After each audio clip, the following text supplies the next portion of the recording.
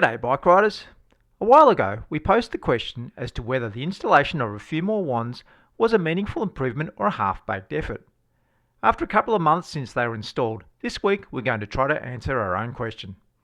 I'm the Bike Route Buddy, bringing you bicycle infrastructure reviews from Geelong and further afield.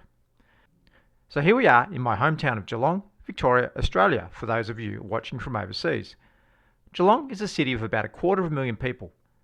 We have one separated bike lane that runs from the south side of Geelong into the centre of Geelong, but then it abruptly stops at Little Mallet Street. There is no separated bike lane that runs to the north from the centre of the city. This section of missing bike lane prevents people on bikes from safely connecting between the Southern Bike Link and the Bay Trail.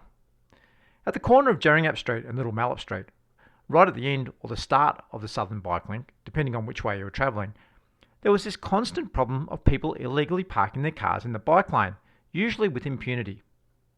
This was very frustrating for all the kids, families and commuters that have now been able to ride safely for most of the way between the Barwon River and central Geelong. If you want some more background information on this problem, check out our video, Meaningful Improvement or Half-Baked Effort, on this channel.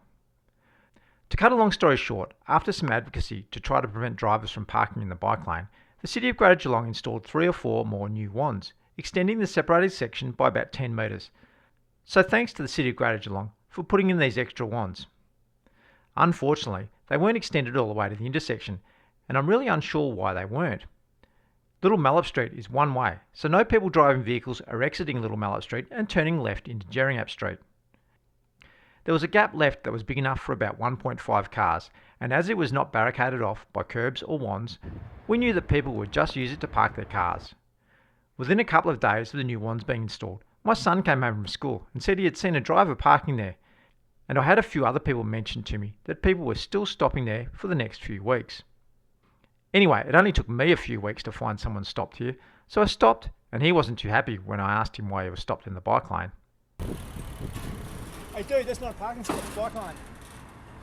Then another bloke who was walking decided to chime in a sarcastic tone and say, quote, "Aren't there enough bike lanes for you in the city?"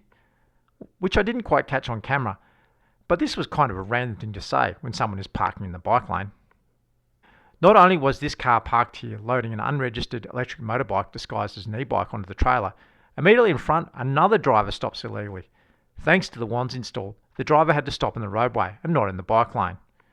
Before these extra wands were installed, they would have just parked here and blocked the bike lane. I wonder if we need a "I'll just be a minute" protest like this one in San Francisco. I will link this video in the description below. Bicycle class, come on over to the left. Bicyclists, come on through! This car will be just a minute. Just a minute. Just a minute.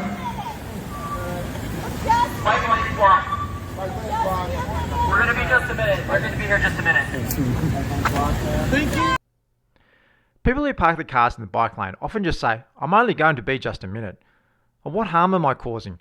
But there are plenty of examples from around the world where people on bikes have been killed or seriously injured or had a near miss when having to ride around cars that are parked in the bike lane.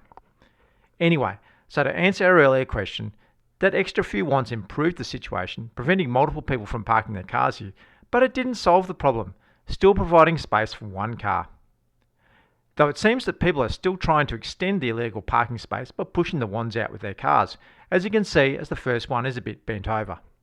So it seems nothing short of an impassable barrier will solve the problem of people just parking for a minute, 5 minutes, or all day in this bike lane. But even still, with these concrete barriers, people still manage to drive over top of them and park in the bike lane. I've got a few more examples from this separated bike lane in other sections along Jerringap Street and Moorabool Street. Thanks for watching. Please click on the subscribe button and give this video a like. I'm the Bike Route Buddy, and I'll see you riding a bike lane that is free of parked cars.